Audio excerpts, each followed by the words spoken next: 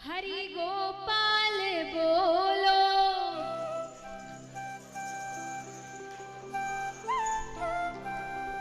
श्री राधा रमण हरि गोविंद बोलो।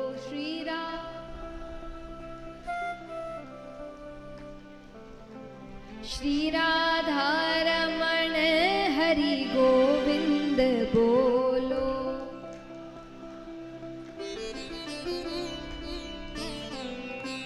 आइए मीठी मीठी तालियों के साथ गोविंद बोलो, हरि गोपाल बोलो।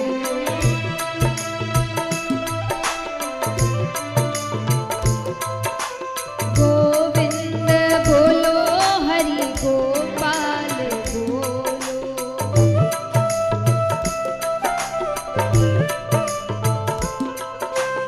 गोविंद बोलो, हरि गोपाल बोलो।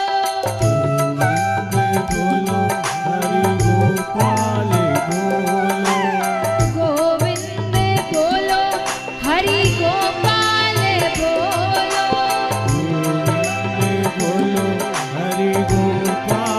बोलो। श्री राधा रमण हरि गोविंद बोलो।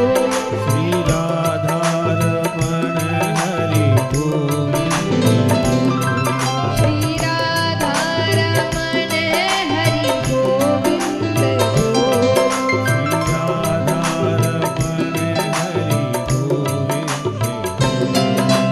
गोविंद बोलो, हरि गोपाल बोलो।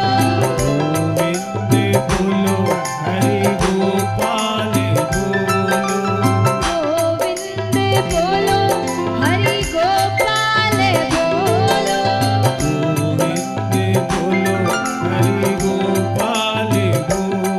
श्री राधा रमण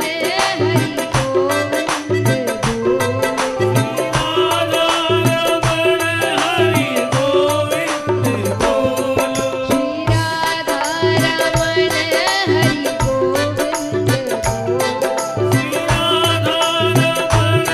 गोविंद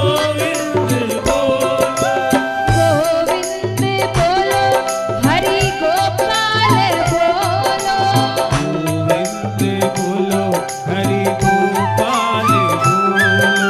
गोविंद बोलो, हरि गोपाल बोलो। और मीठी मीठी तालियां एक साथ। श्री राधा रमण हरि गोविंद श्री राधा रमण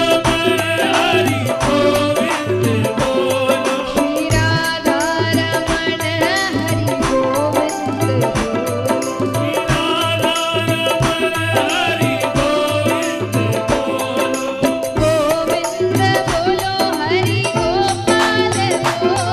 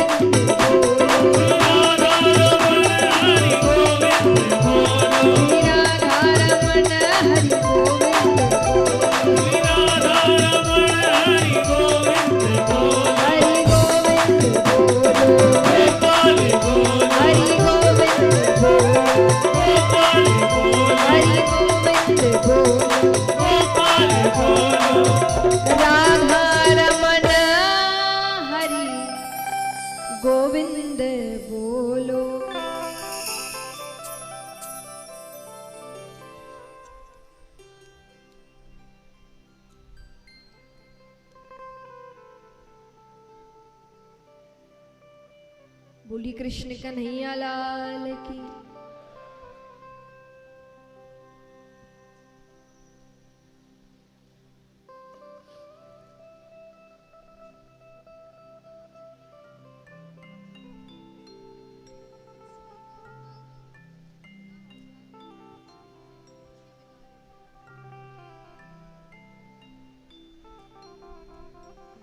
आइए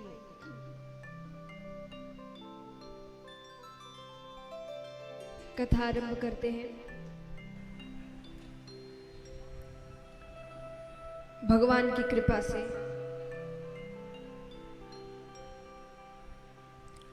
भक्तों के दृढ़ संकल्प से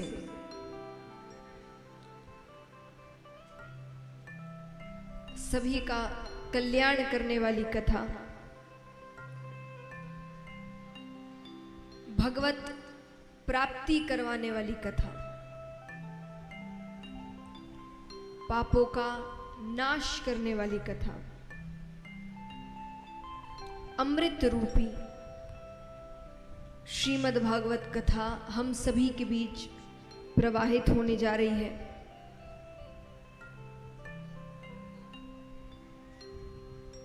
क्योंकि आपने ये कथा कई बार सुनी होगी। कितने हैं यहाँ जो पहले भी ये कथा सुन चुके हैं? हाथ उठाना। आपने कई बार ये कथा सुनी होगी, ज्ञानी जनों के मुख से सुनी होगी। सभी ने अपने ज्ञान के माध्यम से, अपने अनुभवों के आधार पर आपको ये कथा सुनाई होगी। इसीलिए मेरी एक प्रार्थना है आप सभी से, मेरी विनती कहिए, समर्पण का भाव कहिए, क्योंकि मेरी बुद्धि अत्यंत छोटी है और ठाकुर जी का चरित्र अथाह है, बहुत बड़ा है। तो इस छोटे से मुख से भगवान की लीलाओं का वर्णन करना असंभव है। फिर भी छोटी सी कोशिश है, क्योंकि संतों से, महात्माओं से एक बात सुनी है कि अगर भला का संग हो तो सब काम भले ही भले होते हैं। कि अगर आपकी संगत अच्छी है तो आपके सारे काम अच्छे होंगे। इसीलिए माता पिता बच्चों की संगत पर ध्यान देते हैं कि बच्चों की संगति कैसी है, उनके मित्र कैसे हैं, वो किन लोगों के बीच उठते बैठते हैं। क्योंकि जैसी संगत होती है वैसा स्वभाव होता है, और जैसा स्वभाव वैसे कर्म, और फिर जैसे कर्म करेंगे वैसे फल मिलेंगे। तो हर चीज घूम फिर कर आपकी संगति पर आती है।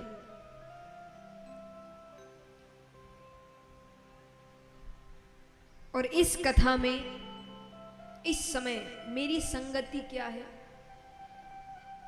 भगवान का नाम। ये 7 दिनों में मेरे साथ मैं आपके बीच क्या कहने आई हूं? भगवान की कथा। तो देखा जाए तो भगवान की ही संगति है। तो अगर उनका साथ हुआ तो इस कथा में भाव आ सकता है, वाणी में भाव आ सकता है, वरना मेरे पास तो पोल ही पोल है महाराज, गुण तो कुछ है नहीं।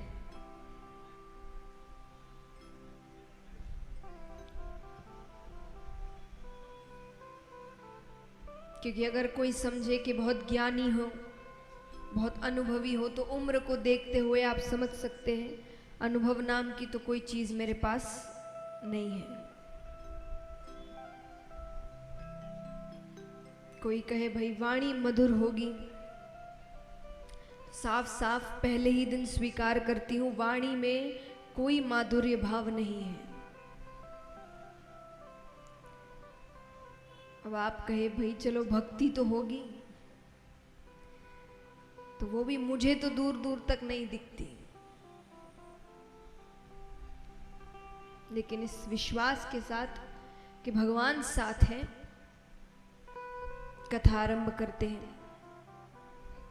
तो इसीलिए इस बीच 7 दिनों में मुझसे कोई गलती हो जाए तो घर का बालक समझकर क्षमा कर दीजिएगा, क्योंकि बच्चे, घर के बच्चे कैसी भी भाषा करे, छोटे बच्चे होते हैं ना, तोतली भाषा बोलते हैं, टूटी फूटी वाणी बोलते हैं, पर माँ बाप को अच्छे लगते हैं। कि जो बालक कह तोतरी बाता, सुनहि मुदित मन पितु अरु माता। आप भी वही करिएगा।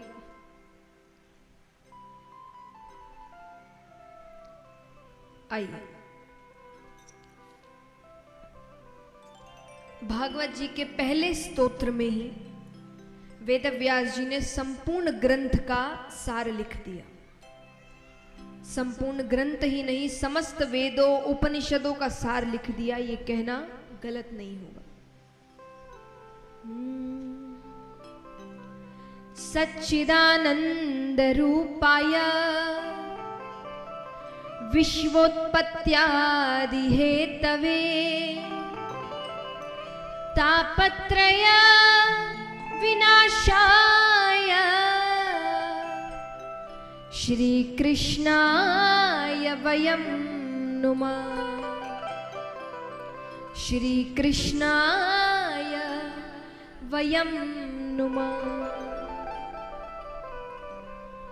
शास्त्रों में भगवान के 3 स्वरूप बताए गए हैं। आज थोड़ी ज्ञान की बातें ज्यादा है, तो थोड़ा ध्यान से सुनिएगा। कल से भगवान की लीलाएं, उत्सव इत्यादि शुरू होंगे। आज आपको भागवत जी का महत्तम सुनाया जा रहा है, यानी महत्व,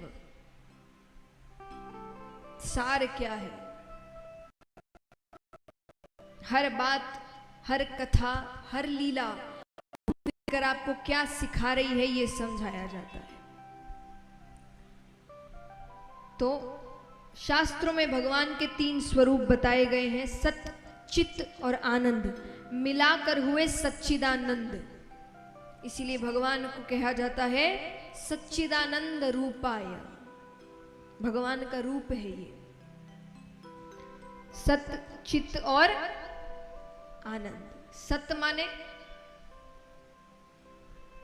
सत्य किसे कहते हैं बताइए? स्कूल में आते थे ना 2-2 नंबर के, परिभाषा बताओ। तो परिभाषा बताइए, सत्य का मतलब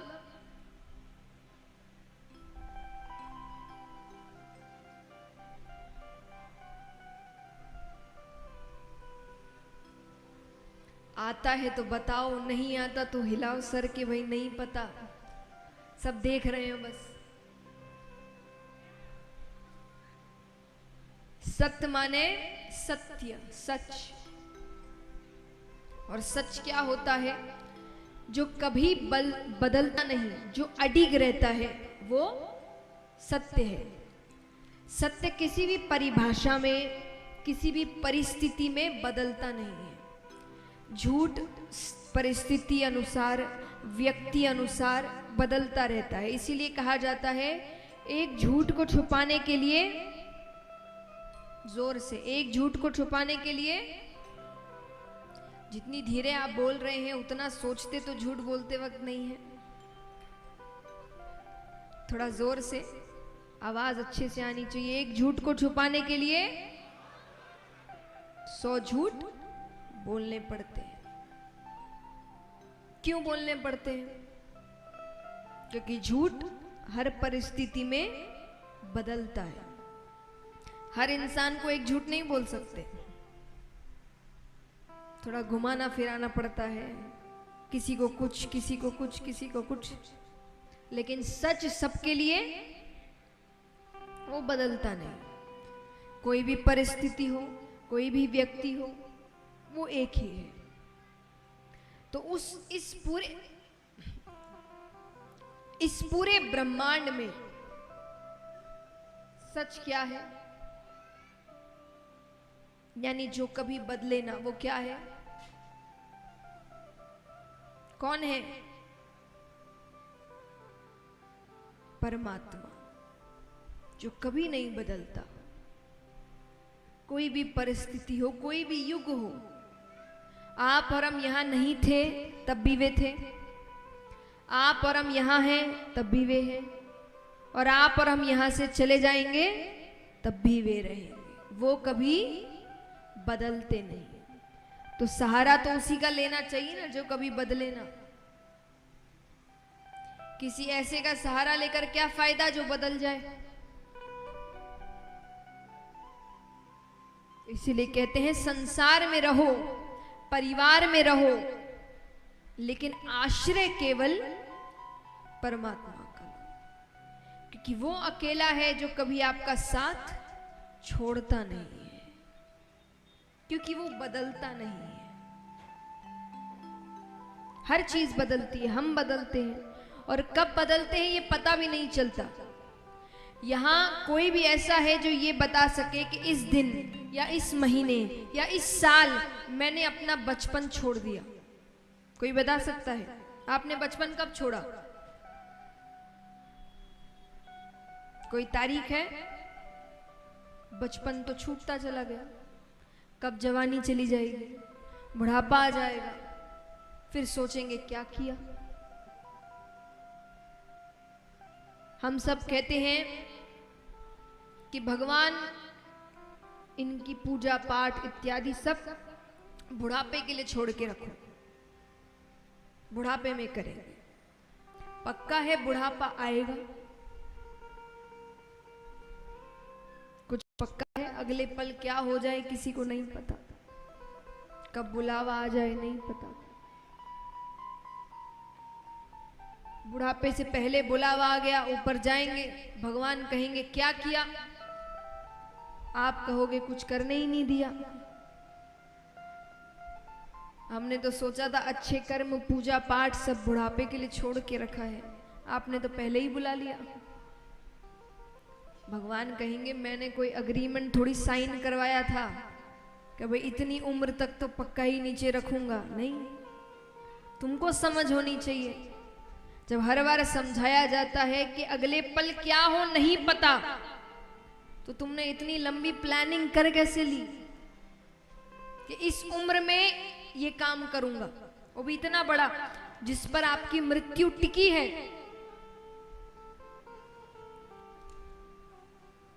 आज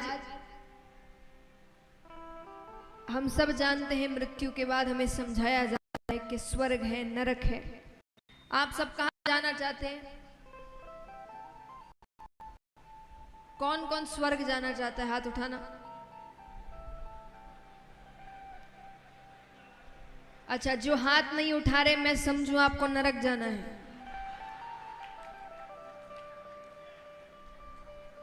फिर से पूछ, कौन कौन स्वर्ग जाना चाहता है? हाथ उठाना। उसके लिए मरना तो पड़ेगा, है ना? तो स्वर्ग जाना है तो उसके लिए अच्छे कर्म करने पड़ेंगे। ये जितने भी काम करना है ये सब कहां के लिए है? अच्छे कर्म करते कहां के लिए? देखिए, अच्छे कर्म तो ऊपर ही काम आएंगे, पैसे तो यहां छोड़ के चले जाता है इंसान, ऊपर तो कर्म ही लेकर जाता है। तो वही छोड़ दोगे ये सोच करके भविष्य में करेंगे, वो भविष्य आए ना आए। तो भगवान कहते जीवन की इतनी महत्वपूर्ण चीज तुमने भविष्य के लिए छोड़ दी, जिसका तुम्हें अता पता नहीं है कि भविष्य में क्या होगा क्या नहीं होगा। किसी को थोड़ी पता है भविष्य में क्या होगा, कुछ नहीं पता। तो भगवान कहेंगे जिसके बारे में पता नहीं उसके ऊपर इतना बड़ा काम छोड़ दिया। इसीलिए अच्छे कर्म उम्र पर मत छोड़िए। अच्छे कर्म जब समय मिलता है तब करिए। तो सहारा केवल सत्य का, सत्य यानी भगवान का लेना। आनंद, आनंद क्या है? हम बाहर आनंद खोजने की कोशिश करते हैं, यहां चले जाएंगे तो आनंद आ जाएगा, वहां चले जाएंगे तो आनंद आ जाएगा। ये देख लेंगे तो आनंद आ जाएगा, ऐसा कर लेंगे तो आनंद आ जाएगा, पर वो आनंद केवल कुछ समय के होते हैं। ऐसा क्यों है कि हम संसार के चकाचौंध में रह रहे हैं, गांव हो शहर हो, सब कुछ जीवन का सारा आनंद उठा रहे हैं, उसके बाद भी हम खुश नहीं हैं। हर कुछ समय में हमें खुशी का एक कारण चाहिए, बड़ी जल्दी बोर हो जाते हैं। और ऐसा क्यों है कि जंगलों में, पहाड़ों में तप करने वाले ऋषिगण बिना सांसारिक चीजों के भी खुश हैं। मैं नहीं कह रही आपसे कि आप भी वन में जाकर तपस्या करिए, पर कहने का अर्थ है इतना कुछ होने के बाद भी हम खुश नहीं हैं, और वहां उनके पास कुछ नहीं है फिर भी वो खुश है। क्यों? क्योंकि उन्होंने अपने अंदर के आनंद को पहचान लिया। आपके अंदर सब आनंद है। आनंद माने जिसने भगवान को समझ लिया, उसने परम आनंद को समझ लिया। अब उसको खुश रहने के लिए किसी की जरूरत नहीं है, वो अकेला ही खुश है, क्योंकि असल में वो अकेला अब है ही नहीं। वो हर वक्त उस परम आनंद को महसूस करता है।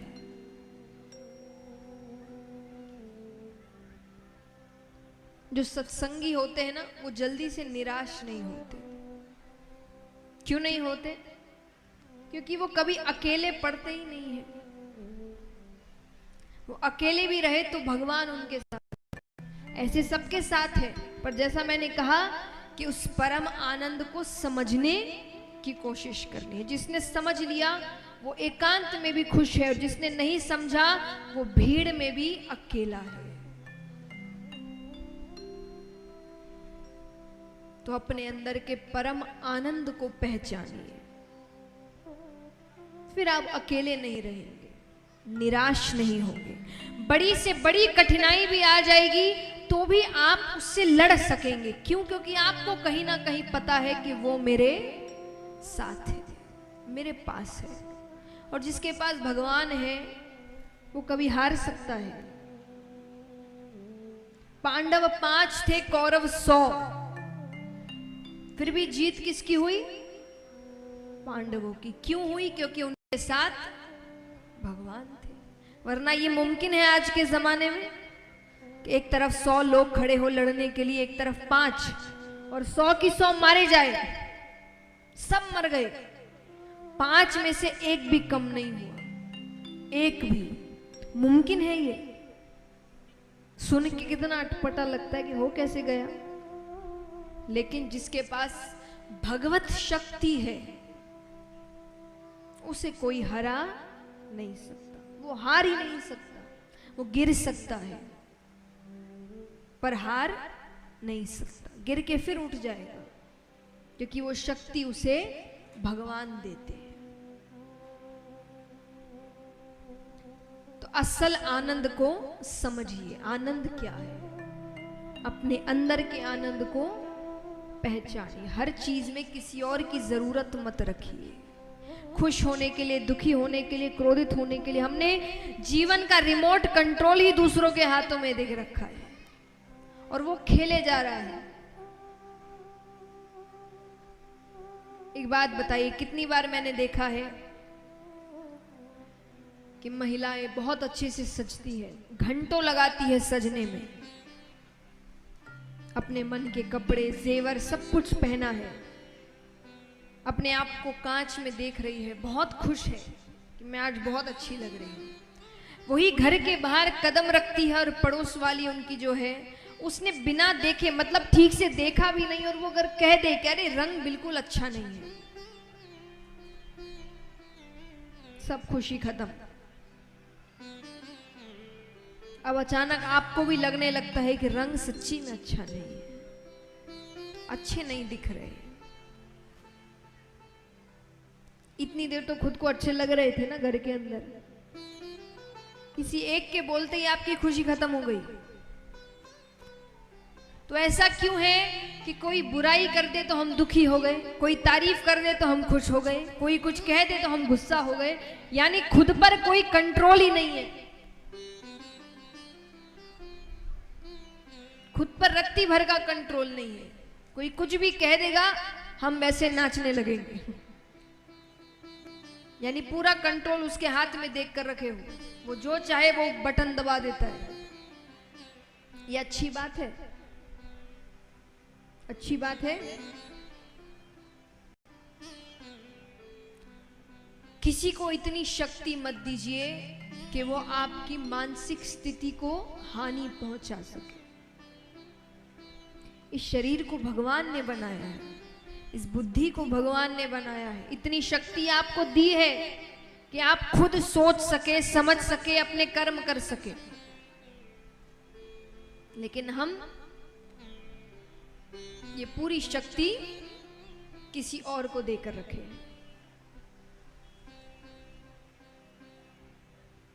लेकिन ये कब तक होगा? जब तक हम खुद को अकेला महसूस करेंगे।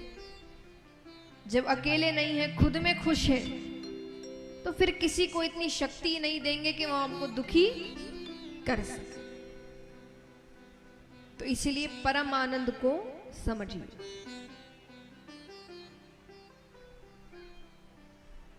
तापत्रय विनाशाय श्री कृष्णाय वयम नुमः।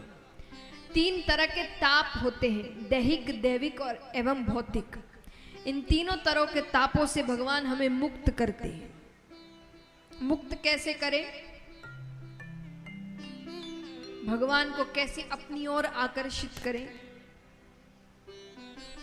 कहते हैं भगवान सर्वशक्तिमान है, लेकिन उनकी भी एक कमजोरी है। कैसी कमजोरी?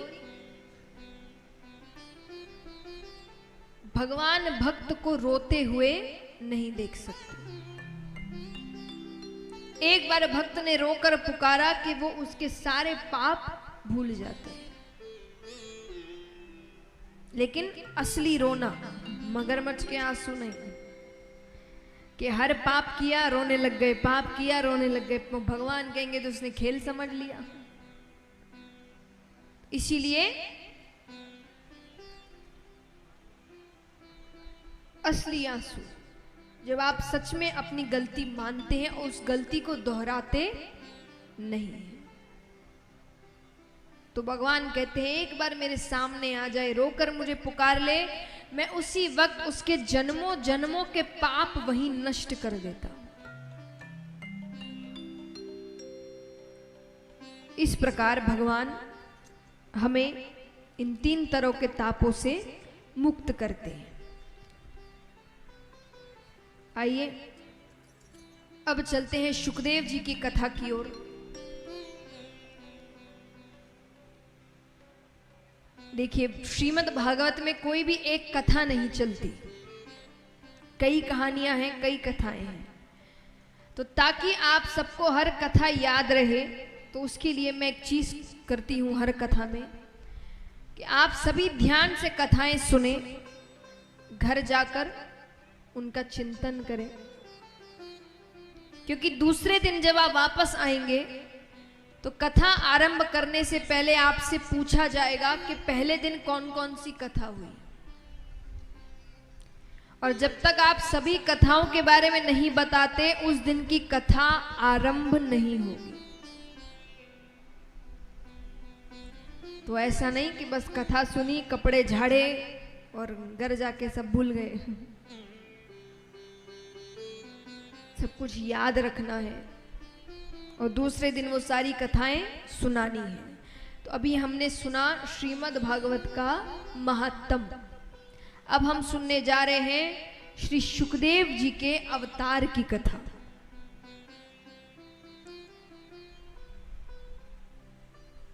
एक बार ब्रह्मा जी ने एक सभा का आयोजन किया। उसमें देवी देवता, यक्ष, गंधर्व, किन्नर, ऋषिगण सभी को बुलाया गया। उस सभा में प्रश्न उठा कि इस 3 लोक 14 भुवन में सबसे महत्वपूर्ण वस्तु क्या है, सबसे कीमती वस्तु क्या है। सबने अपना अपना मत दिया। कोई कहे कि हीरा, कोई कहे सोना, कोई कहे चांदी। वहां ऋषिगण बैठे थे, उन्होंने कहा ये सारी वस्तुएं तो बहुतों के पास मिलेगी, सोने की वस्तु तो यहाँ कईयों के पास होगी, है कि नहीं? कितनों के पास है, हाथ उठाना।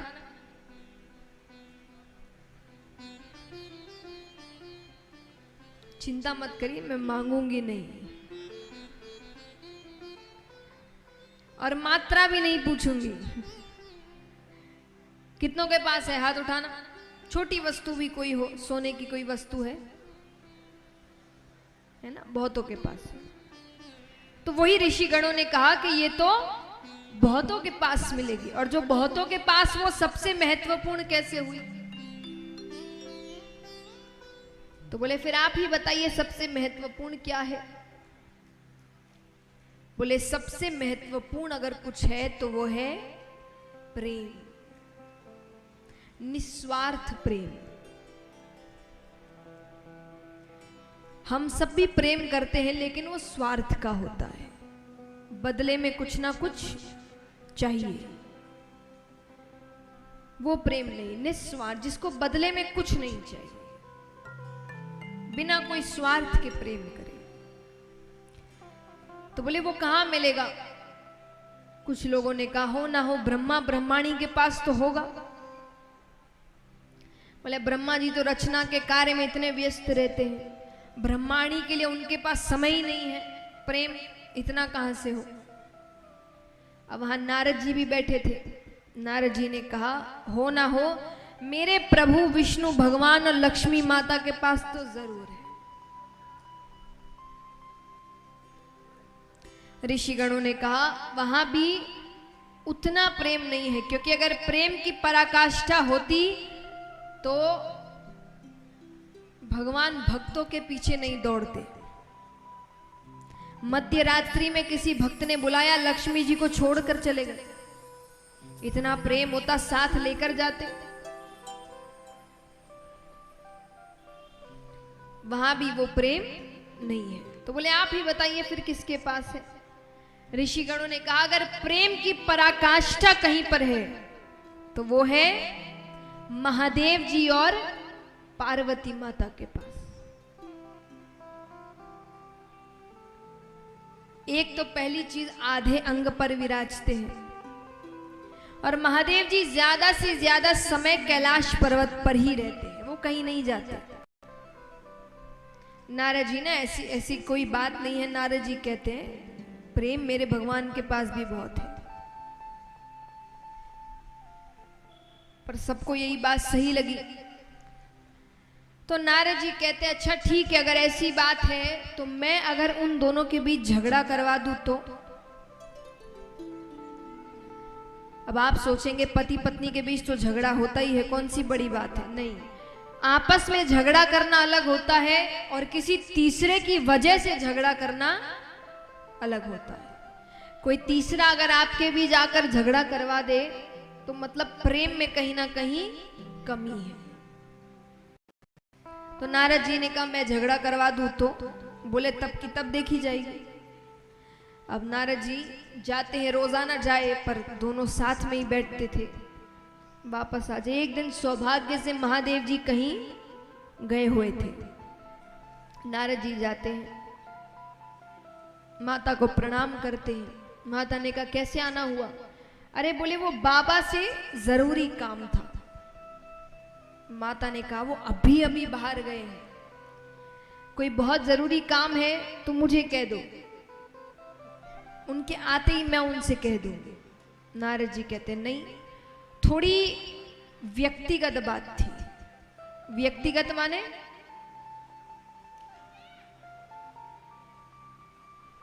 व्यक्तिगत माने पर्सनल,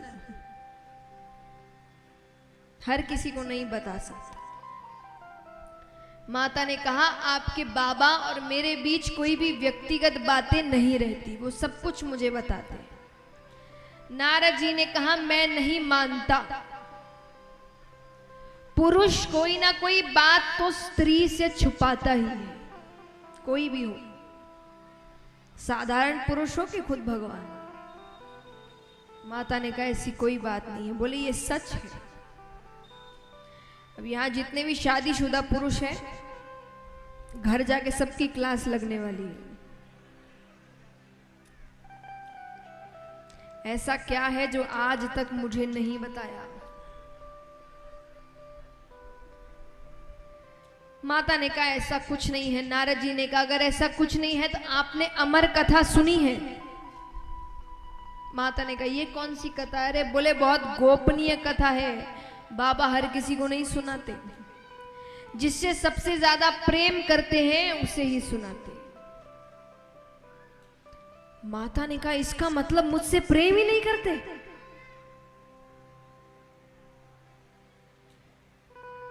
नारद जी कहते वो मैं क्या जानूं, अच्छा मैं चलता हूं, बाबा से मत कहना कि मैं आया था। नारद जी ने अपना काम कर दिया। अब माता केवल एक ही बात सोचे, अमर कथा कौन सी है, ऐसी कौन सी कथा है, मुझे क्यों नहीं सुनाई। अब बाबा घर पहुंचे, रोज की तरह कोई आव भगत नहीं, कोई स्वागत नहीं, कोई दरवाजे पर लेने नहीं आया। आकर बैठ गए। माता कोई बात नहीं कर रही, वरना रोज तो एकदम क्या हुआ, कहाँ गए थे, क्या बात हुई, किससे बात करी।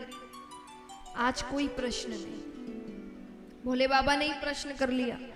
भोले बाबा कहते अरे देवी गणेश कार्तिक कहाँ है? माता कहती गए होंगे कहीं, दिन भर अपने पास बैठा के रखो। देखिए मैं कई बार पुरुषों को कहते हुए सुनती हूं कि महिलाएं कभी बताती नहीं कि वो नाराज है, तो हमें कैसे पता चले कि वो नाराज है? ऐसे जब वो आपके प्रश्नों के उल्टे जवाब दे, मतलब वो नाराज। आपसे कोई गलती हुई है आप देख लो।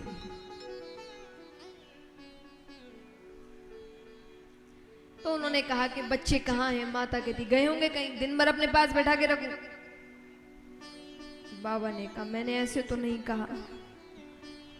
फिर थोड़ी देर बाद बाबा पूछते देवी आपकी तबीयत तो ठीक है?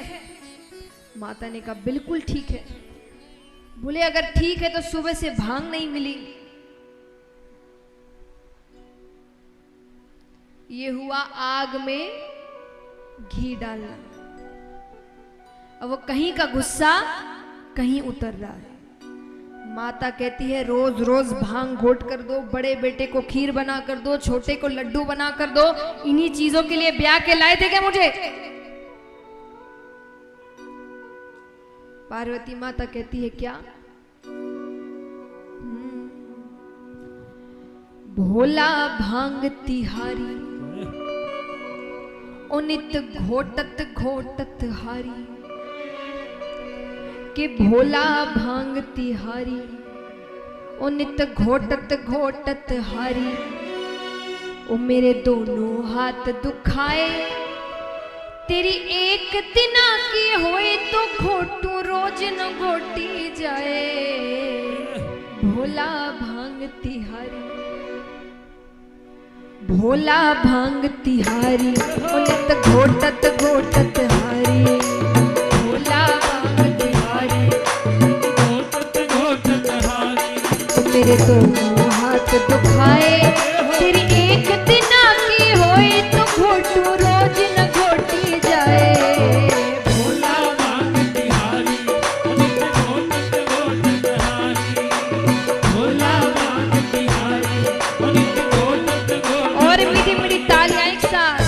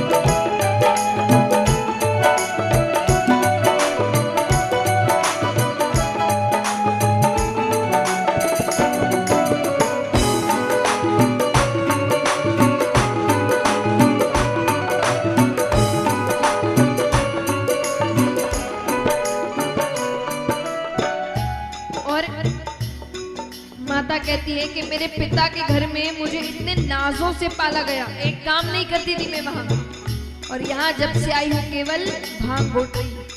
माता कहती है नाजुक तन को नाज से पाला, कैसे सहूं कसाले।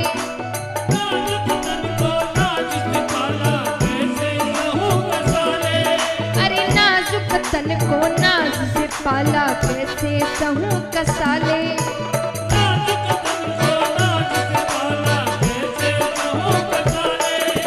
भांग तुम्हारी घोटत घोटत हाथ में पड़ गए छाले। तेरी रोज रोज की रोज रोज की अकड़ रे भोला, हमसे सही न जाए। रोज रोज की अकड़ रे भोला, हमसे सही न जाए। तेरी एक दिना की होए तो घोटू रोज न घोटी जाए। भोला भांग तिहारी घोटत घोटत हारी, भोला भांग तिहारी घोटत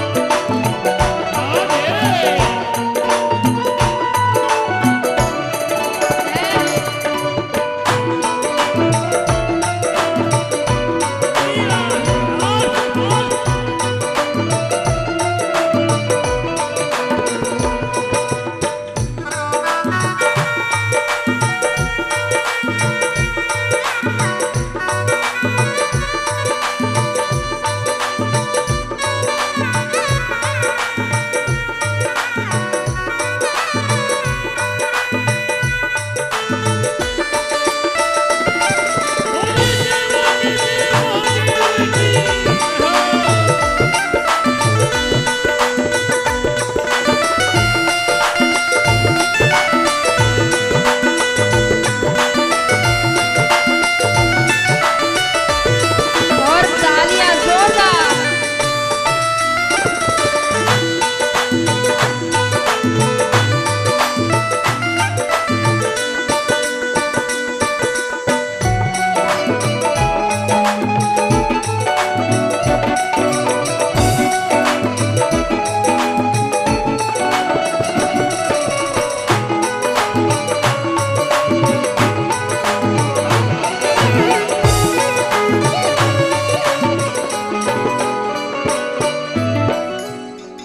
अब देखिए यहाँ कई पति पत्नी बैठे हैं। अब कहते हैं ना पति पत्नी है तो झगड़े तो होते ही हैं, झगड़े तो होते हैं। तो ये प्रश्न सब पुरुषों से है कि कभी कभी झगड़ा ज्यादा बढ़ जाता है। तो झगड़ा जब ज्यादा बढ़ जाता है तो महिलाओं की आखिरी धमकी क्या होती है?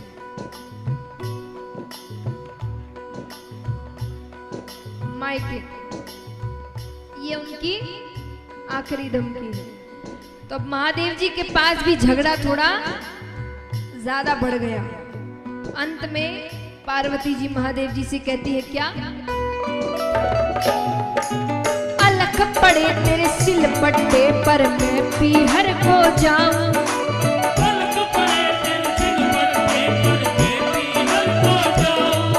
अरे अलख पड़े तेरे सिल पट्टे पर मैं पीहर को जाऊं।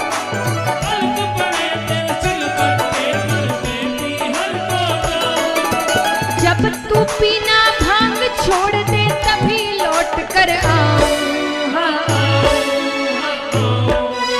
मैं तो अपने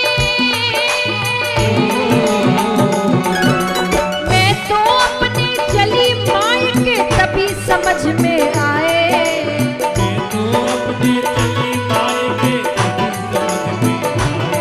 तेरी एक दिना की होए तो घोटू रोज न घोटी जाए।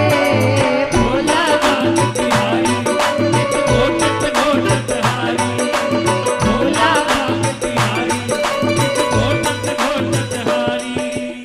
अब भोले बाबा जवाब देते हैं।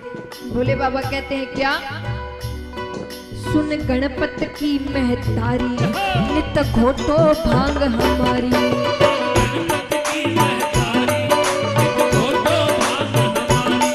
बिन भांग रहा न जाए, गौरा तुझको छोड़ दूं लेकिन भांग न छोड़ी जाए।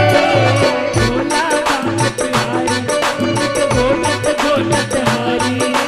भोला भांग तिहारी, नित घोटत घोटत हारी।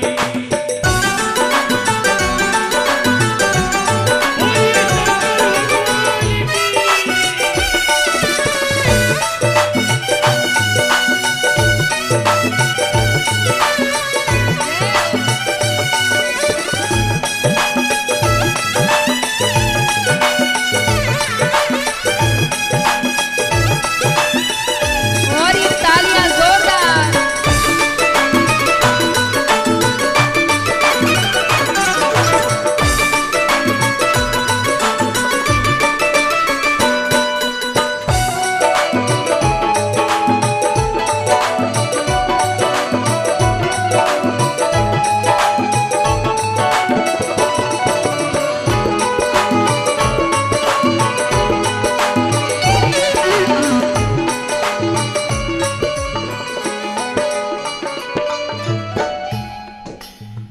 अब यहाँ भोले बाबा भांग की महिमा समझा रहे हैं कि ये कोई सिर्फ मैं आनंद के लिए नहीं पीता।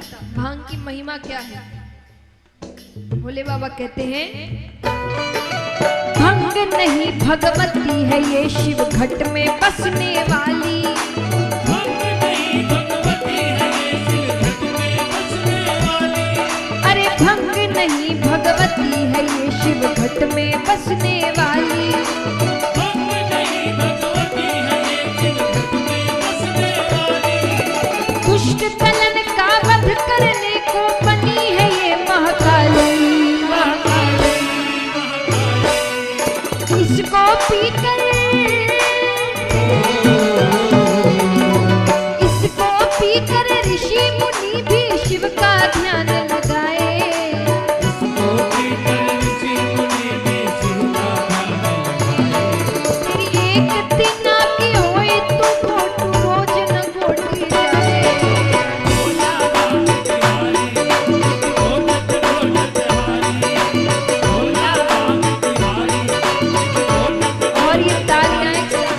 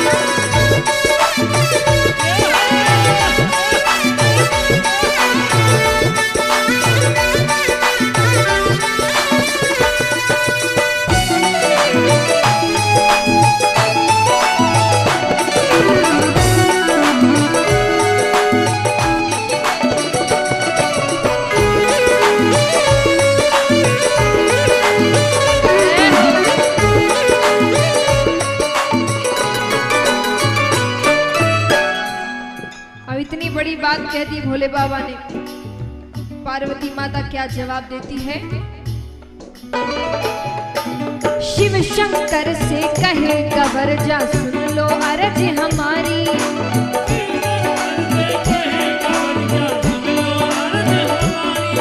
अरे शिव शंकर से कहे कबर जा सुन लो अर्ज हमारी।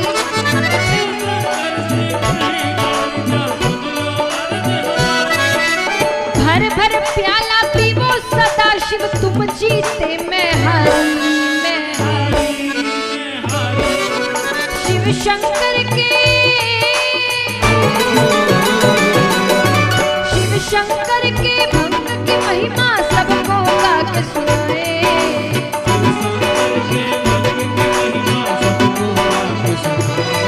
तेरी एक दिना की होए तो घोट रोज न घोटी जाए। भोला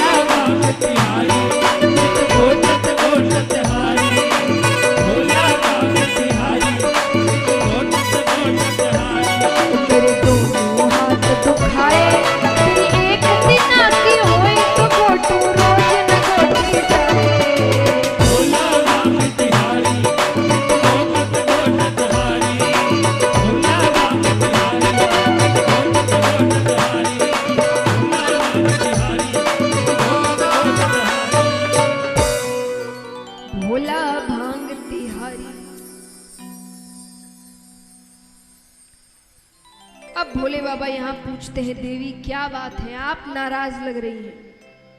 माता कहती है, पहले तो ये बताइए आप मुझसे प्रेम करते हैं कि नहीं।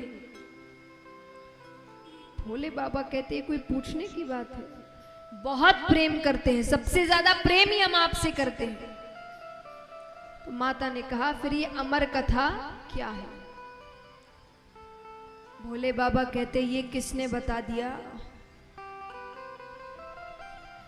नेत्र बंद करते हैं, सारा दृश्य सामने आता है। भोले बाबा कहते हैं, ब्राह्मण देवता आते अपना कुछ ना कुछ काम करके जाते हैं। भोले बाबा कहते हैं, नहीं सुनाई तो अब सुना देंगे। माता कहती, अब तो सुनानी ही पड़ेगी, अभी तक क्यों नहीं सुनाई।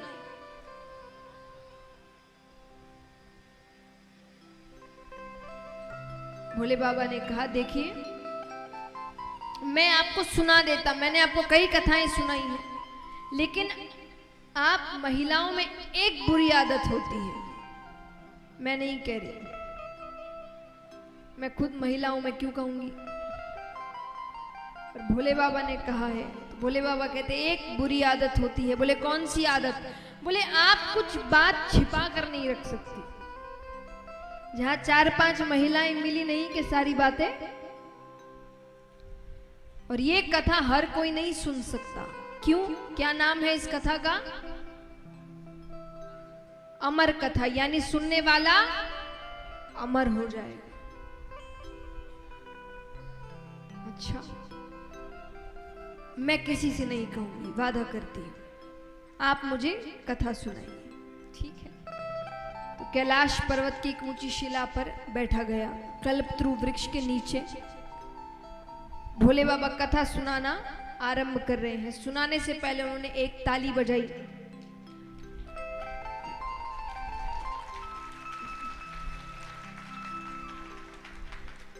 एक ताली बजाई।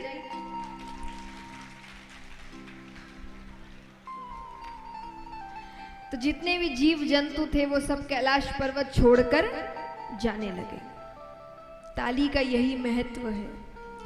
ताली आपको भगवान से जोड़ती है, और भगवान से जुड़ने के बीच जो भी जीव जंतु आपके बीच में आते हैं ना, उन सबको आपसे दूर करती है। सबसे पहली तो सांसारिक चीजें, अहंकार, आलस्य।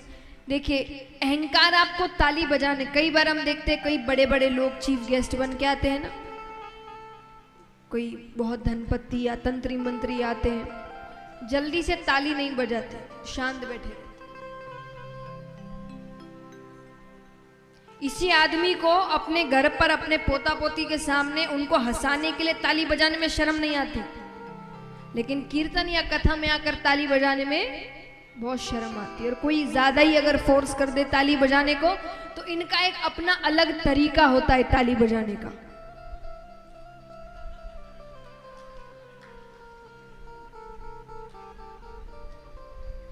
है ना। तो ये क्यों है? अहंकार।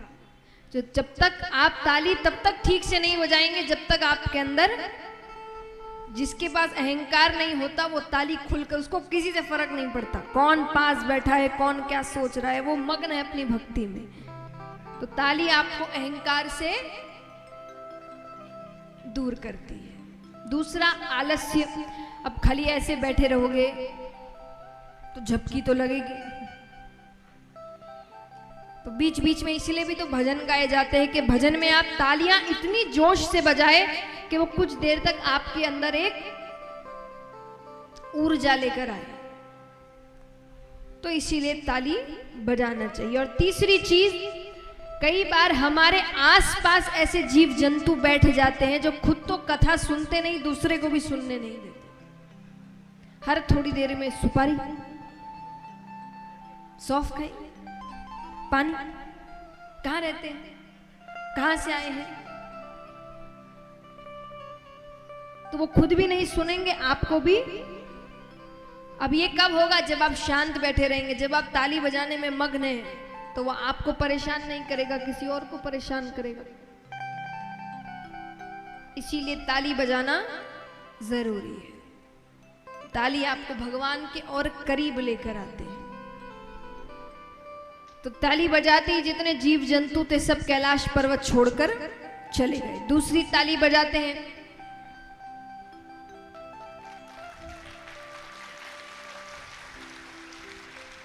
तो भगवान का त्रिशूल 3 बार कैलाश पर्वत की परिक्रमा कर कर आता है कि कोई छिप कर तो नहीं बैठा। तीसरी ताली बजाते हैं तो सुगंधित हवाएं बहने लगती है, भक्तिमय वातावरण हो जाता है। अब भगवान यहां पर कहते हैं कि देखिए, इस कथा में निद्रा रानी भक्त की परीक्षा लेने आती है। निद्रा रानी यानी नींद।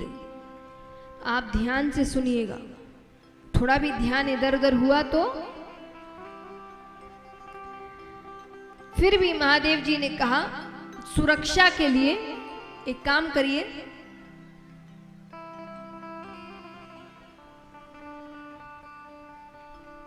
आप हर थोड़ी देर में स्वामी स्वामी कहते रहिए। हम कहानियां सुनाते हैं तो हुंकारा भरते हैं ना, खास करके महिलाओं को पता होगा, व्रत इत्यादि में कहानियां होती है ना, तो बीच बीच में ये हुंकारा है, यानी पता रहे कि सामने वाला सो नहीं रहा। माता ने कहा ठीक है। अब जैसे ही कथा आरंभ करते हैं, उस पेड़ पर एक सूवे का अंडा पड़ा था। सूवा यानी तोता, उसका अंडा पड़ा था। वो उसी वक्त फूटता है, उसमें से एक शूक बालक निकलता है। अब वो शूक बालक भी बैठकर कथा सुन रहा है। थोड़ी देर तो माता ने कथा सुनी। अब यहां पर महादेव जी कहते कहते उन्होंने नेत्र बंद कर लिए। अब वो लीन है भक्ति में, वो कथा कहते जा रहे लेकिन नेत्र बंद कर कर। और माता ने थोड़ी देर तो कथा सुनी, थोड़ी देर बाद निद्रा रानी की गोद में चली गई। लेकिन फिर भी महादेव जी ने कथा बंद नहीं करी। क्यों बताइए, क्यों? तोते का यह स्वभाव होता है कि वो कोई भी शब्द अगर बार बार सुन ले तो उसे दोहराने लगता है। अब माता तो चुप हो गई, अब वो शूक बालक बैठे बैठे कह रहा है स्वामी स्वामी स्वामी। ये भक्ति की चरम सीमा है कि महादेव जी को उस तोते की आवाज माता की आवाज लग रही है। वो अपनी कथा कहते जा रहे, कहते जा रहे, कहते जा रहे। अब यहां पर अंत में महादेव जी किसी प्रसंगवश नेत्र खोलते हैं। देवी क्या समझा आपने? देवी तो नींद में। भगवान उनको जगाते हैं। माता ने कहा मुझसे गलती हो गई, आप फिर से कहिए, मैं इस बार नहीं सोऊंगी। महादेव जी ने कहा ठीक है, लेकिन अगर आप सो रही थी तो इतनी देर हम स्वामी कौन कह रहा था?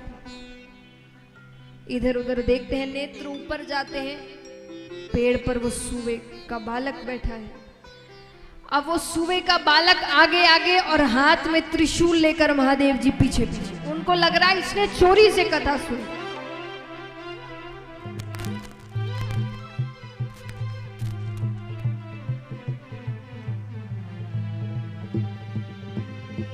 तो 3 लोग 14 भुवन घूम लेते हैं, कोई सहायता नहीं करता। कौन करे, कौन महादेव जी से बैर लेवे? कहते हैं ना कि दैत्यों से संकट आए तो देवताओं के पास जाओ, पर जब देवताओं से ही संकट हो तो किसके पास जाए? किसके पास जाए बताइए? जब देवताओं से संकट आ जाए तो किसके पास जाए? ब्राह्मण देवता के पास। किसके पास? ब्राह्मण देवता, ब्राह्मण नहीं। ब्राह्मण कुल में जन्म लेने से ब्राह्मण नहीं बन जाते। ये भगवान ने 3 जात नहीं बनाई थी, 3 वर्ण बनाए थे कर्म के अनुसार। ब्राह्मणों का काम क्या था? शिक्षा देना। वो गुरु के रूप में थे। उस समय गुरुकुल में केवल ब्राह्मण रहते थे। यानी आपको जीवन में शिक्षा देने का काम कौन करता था? इसीलिए उनको इतनी ऊंची पदवी दी गई थी, ऊंचा स्थान दिया गया था। क्योंकि सबसे ऊपर कौन है? आपके गुरु, जो आपको ज्ञान देते हैं, जो आपको जीवन में कुछ लायक बनाते हैं, कुछ करने लायक बनाते, अपने पैरों पर खड़ा करते, वो सबसे बड़े होते हैं, है ना। इसीलिए ब्राह्मण सबसे ऊपर माने गए। क्यों? क्योंकि वो आपको ज्ञान देते थे। क्षत्रिय क्या करते थे? रक्षा करते थे। यानी जितना भी युद्ध इत्यादि का काम होता था, राजा बनने का काम, युद्ध करने का काम, ये सब क्षत्रिय करते थे। वैश्य का काम व्यापार करना था, शूद्र सेवा करते थे। ये कर्म अनुसार भगवान ने दिए थे। कोई ऐसा नहीं है कि जो जिसमें पैदा हो गया वो उतनी ऊंची पद नहीं। वैसे कर्म करोगे तो वो नाम दिए जाएंगे। सिर्फ ब्राह्मण जन्म लेने से कोई ब्राह्मण बन नहीं जाता। जैसे काम करते हैं वैसा वर्ण कहा जाता है। तो ब्राह्मण देवताओं से जब संकट आए तो ब्राह्मण देवता के पास जाना। तो यहाँ पर शुकदेव जी, वो छोटा बालक कोई और नहीं, शुकदेव जी है, वो शुक बालक, वो वेदव्यास जी के घर में आते हैं पृथ्वी पर। और वेदव्यास जी की धर्म पत्नी के मुख से वो उबासी लेती है, मुख के द्वार से गर्भ के अंदर प्रवेश कर जाती है। अब यहां पर महादेव जी आए, हाथ में त्रिशूल लेकर, नेत्र लाल। वेदव्यास जी ने महादेव जी को देखा, प्रणाम किया। आप पहली बार तो दर्शन देने आए, फिर वो भी इस रूप में, मुझसे कोई गलती हो गई?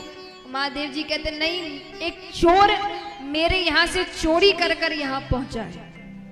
चोरी आपके यहां चुराने को है ही क्या? महादेव जी ने कहा, क्या कहा? अरे नहीं नहीं, मेरा मतलब आप कहां इतना धन दौलत लेकर बैठते हैं, और अगर भांग धतूरा इत्यादि चुराया हो उसके लिए इतना क्रोध? बोले नहीं, उसने मेरी अमर कथा चोरी से सुनी है, अब मैं उसे मृत्यु दंड देकर के रहूंगा। वेदव्यास जी कहते सही नाम है आपका भोले भंडारी। क्यों? अरे बोले अगर उसने अमर कथा सुन ली तो वो तो अमर हो गया, आप उसे मार ही नहीं सकते। मान लीजिए आपने उसे मार दिया, आप सर्वशक्तिमान है, महाकाल है, तो आपकी अमर कथा झूठी हो गई। इसीलिए कहते क्रोध नहीं करना चाहिए। क्रोध में सोचने समझने की शक्ति चली जाती है, भगवान की चली गई। हम और आप तो क्या क्या कर बैठे, लेकिन क्रोध आ ही जाता है। तो क्या करें? तो जब भी क्रोध आए एक काम करना, राधे नाम का उच्चारण करना। क्या करना? कैसे करोगे? मान लीजिए आपको गुस्सा आ रहा है, तो क्या करोगे?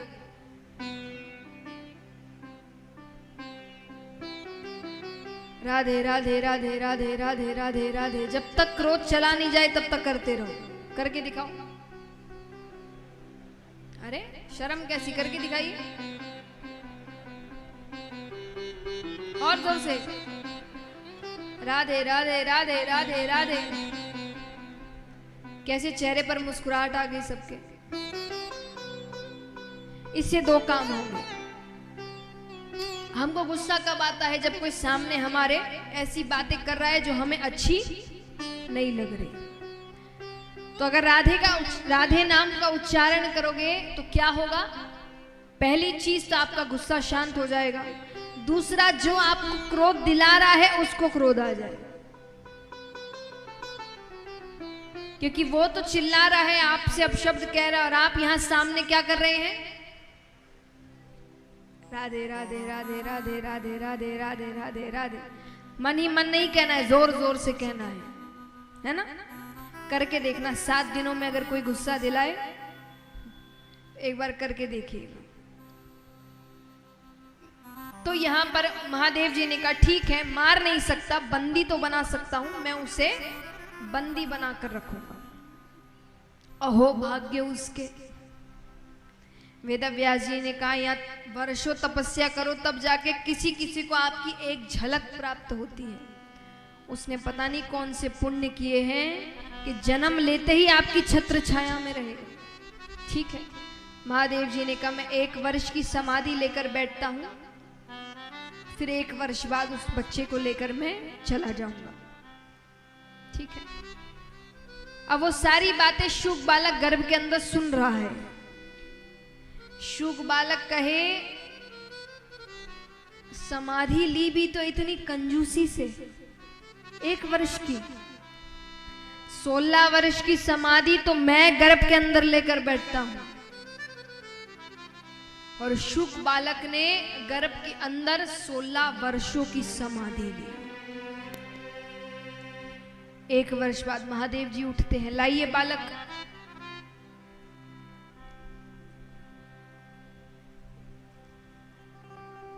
महादेव जी कहते बालक कहाँ है? वेदव्यास जी ने कहा बाहर आना तो दूर, उसका आकार तक नहीं बढ़ा। मेरी पत्नी को बहुत तकलीफ हो रही है, क्या पता आपके डर से वो बाहर नहीं आ रहा है, आप उसे क्षमा कर दीजिए। ठीक है, महादेव जी क्षमा कर कर चले गए, लेकिन वो बालक बाहर नहीं आया। 15.5 वर्षों तक वो गर्भ के अंदर रहता है। अब यहां पर विष्णु भगवान नीचे आते हैं, गर्भ के बाहर से बातें कर रहे हैं। भगवान ने कहा ये दुनिया बहुत सुंदर है, बाहर आओ तो सही। शुक बालक ने कहा इसीलिए तो नहीं आना, ये दुनिया इतनी सुंदर है, यहां आकर लोग आपको भूल जाते हैं, आपको मानने से इनकार कर देते हैं। भगवान ने कहा पर तुम अंदर नहीं रह सकते। ठीक है, तो एक काम करिए, अपनी मोह माया रोक दीजिए। भगवान कहते वो तो नहीं रुक सकती, तो बोले मैं अंदर ही ठीक हूं। ठीक है, भगवान ने कहा 1 क्षण में जितना समय होता है, सिर्फ 1 क्षण, उसका जो 100वां हिस्सा होगा उतने देर के लिए मैं अपनी मोह माया रोक दूंगा। ठीक है, पर जब मैं कहूं तभी रोकिएगा। भगवान कहते ठीक है। उसने अंदर पूरी तैयारी कर ली बाहर निकलने की। जैसे ही भगवान ने अपनी मोह माया रोकी, गर्भ के अंदर से साक्षात श्री सुखदेव मुनि महाराज प्रकट होते हैं। बोलिए श्री सुखदेव मुनि महाराज की।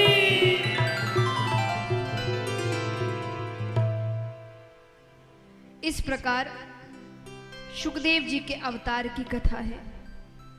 इस प्रकार सुखदेव जी ने अवतार ग्रहण किया, और जैसे ही उन्होंने जन्म लिया, क्योंकि 16 वर्ष पूरे हो ही चुके हैं, वो सीधा वन की ओर जाते हैं पीछे पीछे। और उनकी जब महिमा बताई जाती है सुखदेव जी की, कि जब वो वन की ओर गए, पीछे पीछे वेदव्यास जी आते हैं पुत्र विरह में। तो वेदव्यास जी ने उस वन में जाकर देखा कि वन में जितने पेड़ हैं, उनकी जितनी शाखाएं हैं, पत्तियां हैं, सब में उन्होंने श्री सुखदेव मुनि महाराज के दर्शन किए। आइए प्रणाम करते हैं ऐसे श्री सुखदेव मुनि महाराज को, और प्रार्थना करते हैं जिन्होंने गुरु बनाए हैं बहुत अच्छी बात, जिन्होंने नहीं बनाए वो ये प्रार्थना करें कि उनको सुखदेव जी जैसे गुरु मिले, क्योंकि ऐसे गुरु अगर प्राप्त हो जाए, कहते सुखदेव जी ने राजा परीक्षित को 7 दिनों में भगवान से मिला दिया था, केवल 7 दिनों में। ऐसे गुरु हमें भी मिले। गुरुर् ब्रह्मा गुरुर्विष्णु गुरुर्देवो महेश्वरा गुरुर्साक्षात् परम ब्रह्मा तस्मै श्री गुरवे नमः। तस्मै श्री गुरुवे नमः। बोलिए कृष्ण कन्हैया लाल की। आइए, आज समय काफी हो गया है, कुछ कारणों की वजह से आज देर हो गई, इसलिए आज की कथा को यहीं विराम देते हैं। कल की कथा समय पर ही शुरू होगी, तो कोशिश करें आप सब भी उसी समय पधार जाएं। कल की कथा का समय है 2 बजे से, ताकि हम समय पर कथा विराम भी कर सके और सब समय पर अपने घर जा सके।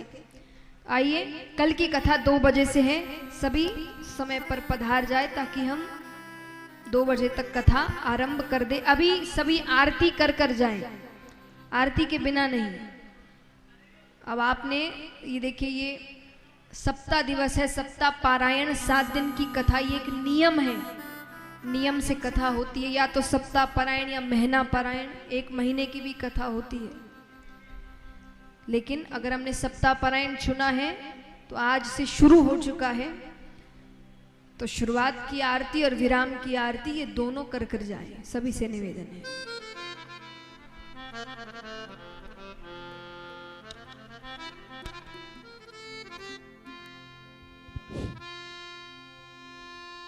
श्रीमद् भागवत कथा के मुख्य यजमान आदरणीय श्री राम प्रकाश तिवारी जी, श्रीमती। और कल के लिए एक सूचना, जैसा मैंने कहा कि अब से भगवान की लीलाएं और उत्सव सब कल से शुरू होंगे। हर दिन एक उत्सव है विराम के समय में, तो कल का उत्सव है शिव पार्वती विवाह। खूब अच्छे से तैयार होकर आइए, कुर्ते पजामे पहन कर आइए, सज धज कर आइए। जैसे हमारे आपके घर के विवाह होते हैं, ये भगवान के घर का विवाह है जिसमें हम सम्मिलित हो रहे हैं। तो कल महादेव जी का विवाह होगा, उसके हम दर्शन करेंगे, तो खूब अच्छे से तैयार होकर आइए। मुख्य यजमान जी श्रीमद् भागवत कथा भगवान की आरती करने जा रहे हैं, और हम सभी के बीच उपस्थित माननीय सुरेश मंत्री जी का जो है अपने कर कमलों से भगवान भागवत जी की भी आरती करें।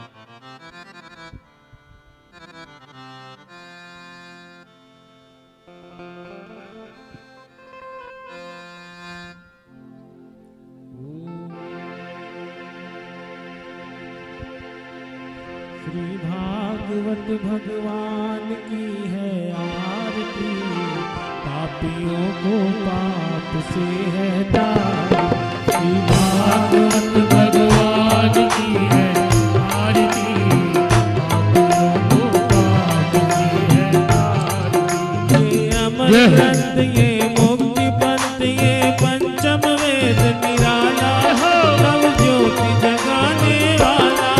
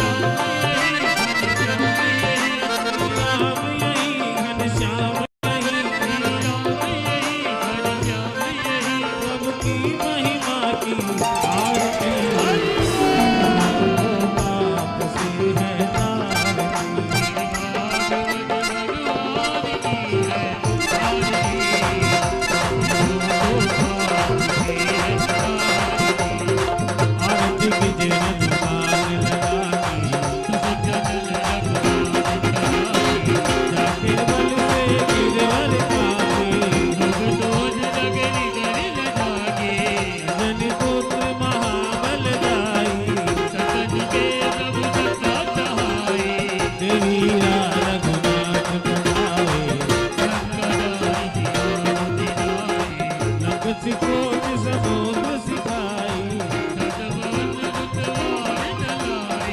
गंगा जारी असुर सब मारे लक्ष्मण मूर्छित पड़े धरनी पर बैठी पाताल तोरी चमकारी बाएं भुजा असुर बल मारे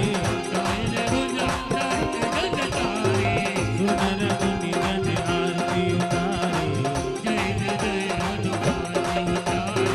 कंचन थाल कपूर लोछाई जो हनुमान जी की आरती गावे लखन विभल सखिए रघुराई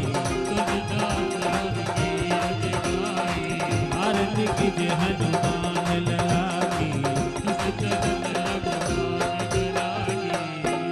लाल देह लाली लसे अरधरि लाल लंगू वज्र देह दानव दमन जय जय जय कपिसु देव हो शांतिरंतर जुगम शांति पृथ्वी शांतिराप शांतिरोगदय शांति ही वनस्पतय शांतिर्विश्वे देवा शांति ब्रह्म शांति सर्वगुण शांति शांतिरेव शांति सामा शांतिरेधि अर्चाट लग्या नीता आम गया शरीर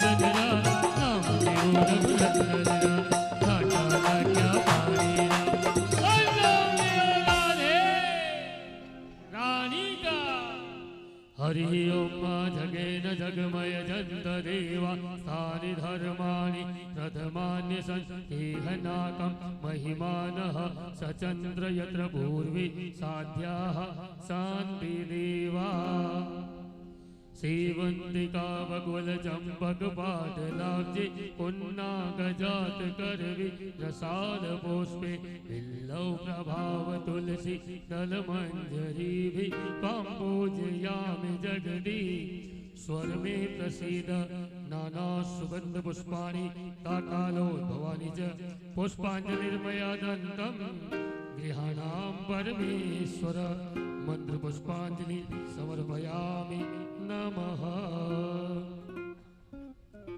त्वमेव माता च पिता त्वमेव त्वमेव बन्धु च सखा त्वमेव त्वमेव वेद्या द्रविणं त्वमेव त्वमेव सर्वं मम देव देव। बोलिए कृष्ण कन्हैया लाल की, बोलिए श्रीमद् भागवत महापुराण की जय, बोलिए श्री वेद व्यास जी महाराज की, बोलिए श्री सुखदेव मुनि महाराज